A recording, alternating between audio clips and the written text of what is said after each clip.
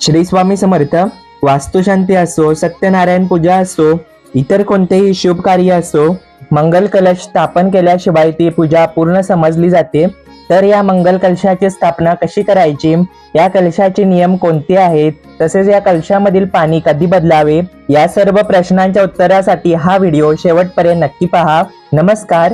ओढ स्वामी सेवेची या माझ्या युट्यूब चॅनेल मध्ये तुम्हा सर्वांचे स्वागत आहे.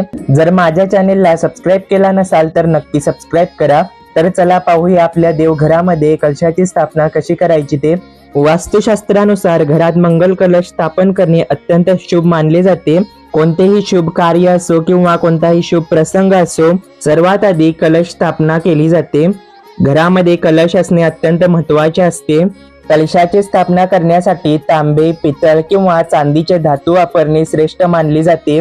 या धातूंमध्ये ऊर्जा साठवून ठेवण्याची क्षमता अधिक असल्यामुळे हे धातू वापरावेत. आपल्याकडे जो काही उपलब्ध असेल तो तांबे, पितळ किंवा चांदीचा तांब्या घ्यावा. कलशावरती कुंकवाने स्वस्तिक काढावे. एक प्लेट भरून तांदूळ घ्यावेत. तांदळाच्या मधोमध हळदी कुंकू अर्पण करावे. तांदळाच्या मधोमध पूजेसाठी ठेवणार आहे तो कलश ठेवावा. कलशावरील स्वस्तिक समोरच्या बाजूला येईल अशा पद्धतीने ठेवावे. कलशामध्ये शुद्ध नदीचे जल किंवा आपल्याजवळ जे उपलब्ध असेल ते जल भरावे. गंगेच्या, यमुनेच्या व गोदावरी, नर्मदा हा सप्त नद्यांचा श्लोकही तुम्ही म्हणू शकता. कलशामध्ये थोड्याशा अक्षता म्हणजे तांदूळ घालावेत. त्याचबरोबर 1 रुपयाचे सुट्टे नाणे, न किडलेली एक चांगली सुपारी, हळदी कुंकू त्या कलशाच्या पाण्यामध्ये टाकावेत. कलशामध्ये गुलाबजल मिक्स करावे. फुलाला अत्तर लावून ते फूल कलशामध्ये टाकावे. त्यानंतर कलशावर ठेवण्यासाठी एक नारळ घ्यावा. नारळ फुटलेला किंवा तडा गेलेला पुजू नये. अशा प्रकारे नारळ स्वच्छ धुवून घ्यावा. कलशावरती नारळ ठेवत असताना नारळाची टोकदार बाजू खालच्या बाजूला आणि जी शेंडीची बाजू असते ती वरच्या बाजूला ठेवावी. कलशामध्ये 5 विड्याची पाने किंवा आंब्याचा एक डहाळा घालावा. नारळाला हळदी कुंकू लावावे. ओम श्री कुलस्वामिनी देवे नमो नमः असे म्हणून हा नारळ भरलेल्या कलशावरती ठेवावा. अशा प्रकारे ही कलशाची स्थापना पूर्ण होते. कलशाला जे काही हार, फुले किंवा वेणी असेल तर ती घालावी. कलशाला नथ, कानातले किंवा सौभाग्य अलंकार असतात ते घालू शकता. कलशाला धूप दीप ओवाळावा.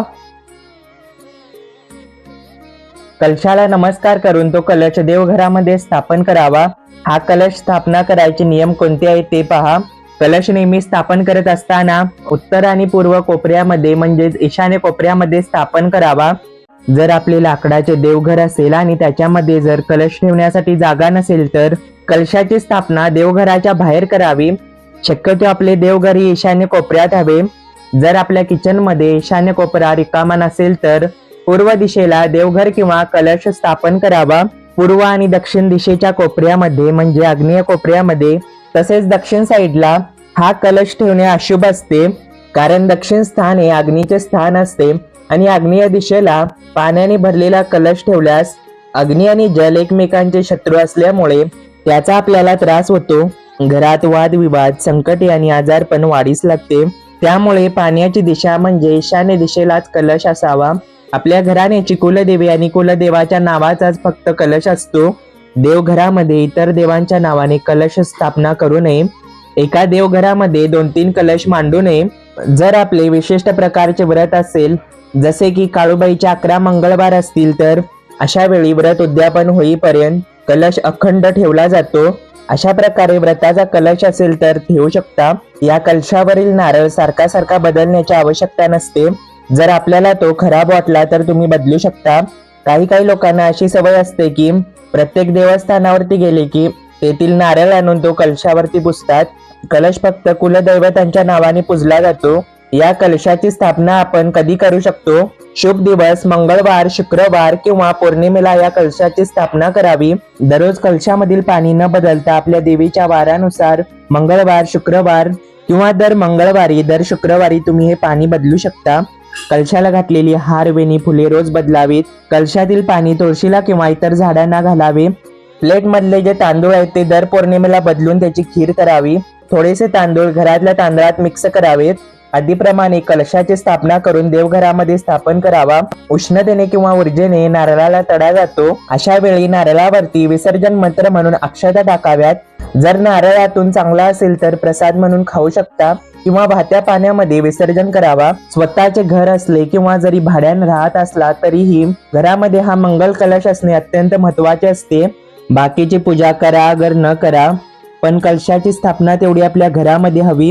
घरामध्ये मंगल कलशाची स्थापना करण्याचे काय फायदे ते पहा। असे म्हणतात की आपली भक्ती फळाला आली तर कलशावर स्थापन केलेल्या नारळातून झाड तयार होते। हा अत्यंत शुभाचा संकेत मानला जातो। थोडे मोठे झाल्यानंतर हे झाड तुम्ही आपल्या शेताच्या आवारामध्ये लावू शकता।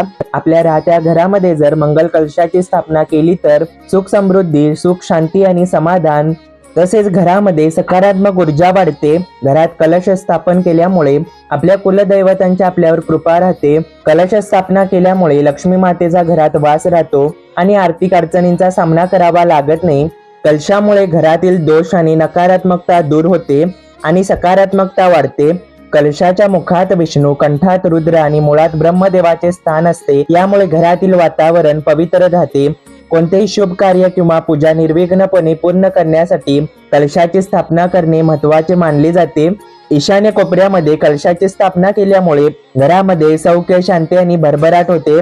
घरामध्ये स्थापन केलेला कलश घरासाठी एक संरक्षणात्मक ऊर्जा क्षेत्र तयार करतो। त्यामुळे वाईट शक्ती आणि आपल्या कुटुंबावर येणारी अचानक संकटे रोखली जातात आणि आपल्या कुटुंबाचे संरक्षण होते। आर्थिक नुकसान होत असेल तर मंगल कलश अवश्य स्थापन करावा। तर हे आहेत घरामध्ये मंगल कलशाची स्थापना करण्याचे फायदे। तर ही माहिती तुम्हाला कशी वाटली ते कमेंट करून नक्की सांगा। हा व्हिडिओ आवडला तर लाईक करा, शेअर करा, सबस्क्राईब करा आणि जर घरी मंगल कलश स्थापन केला नसेल तर स्थापन करा। श्री स्वामी समर्थ।